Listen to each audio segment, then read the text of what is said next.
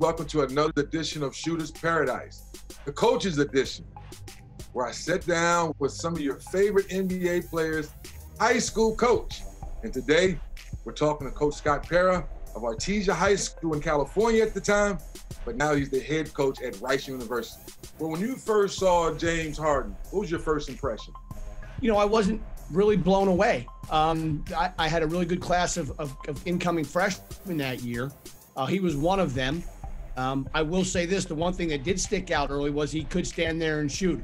We watch James play now, and a lot of people marvel at what he sees on the floor, his IQ. What did you see in a young James at 14, 15 years old? Was how smart he was. So that's the one thing that stood out to me. I remember actually one of my fellow PE, when I coached PE there, and Jerry Ellis was a guy, he reminds me of this story. I said to him early on, hey, you know, this kid's got a different IQ than most. I didn't know it would turn into any of this. I just saw he was 14, but he did have an IQ then too, a big one. Did you see the knack for getting to the free throw line, getting into the paint, the way we see it now? Did you see that in the young James Harden? No, and that's interesting. And look, I take very little credit for anything he has accomplished. But I will say I did help contribute there because he was a shooter. He could really shoot. And I think he liked to rely on that. And we spent a lot of time on working on playing through contact. There was a lot of banging with the pads back when coach was a little younger and could move a little more. Now if I hit him, I break my hand. But no, we knocked him down a bunch and made him get up and get to the foul line.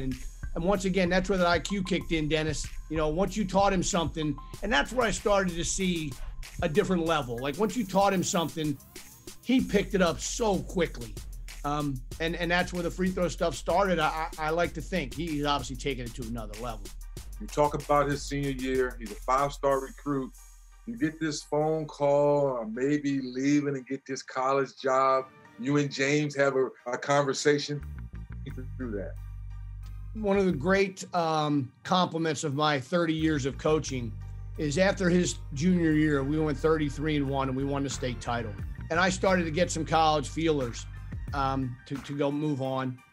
And I remember one day we were standing in the gym. I can almost remember the spot we were standing at Artesia High School. And he looked at me and he said, Coach, you know, as long as it's a high major place, I'm going to go where you go. Whoa. But he was still 16, Dennis. And I appreciated it. I ended up going to Arizona State. And when I interviewed with Herb, I told him this. I said, Herb, look, please don't hire me under the premise that James Harden's coming here. But your chances just increased greatly.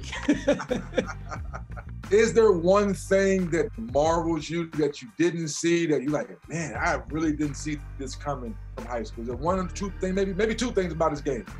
Yeah, I think his ball handling, it's just phenomenal. I mean, I know they put Steph and Kyrie and, you know, those guys, but boy, I tell you, the combination dribbles and the balance that he can do with that thing, that is amazing. And then here's the other thing, Dennis, that has amazed me.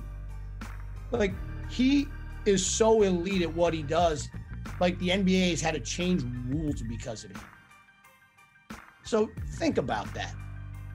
I mean, the whole, right, going through the lane, yes, the step back walk, whatever it is, the 3-point shot now that you don't get 3 shots for.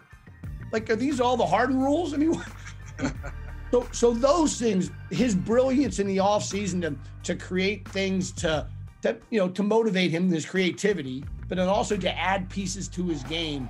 Like, James is an elite passer. I mean, it is ridiculous. And I've, get to see that every day firsthand. And now he's leading the NBA in assists again. He had 15 again last night. People they take so much of that stuff for granted. And I just think it's a shame because he's amazing with the ball. Now, Coach, did you see any facial hairs back when he was 14 and 50 with this whole beard phenomenon? He wasn't even close. He couldn't grow a whisker if he tried, man. He knows it too. But I remember at Arizona State, their senior night, started coming in a little bit, and then this thing grew into its own beast.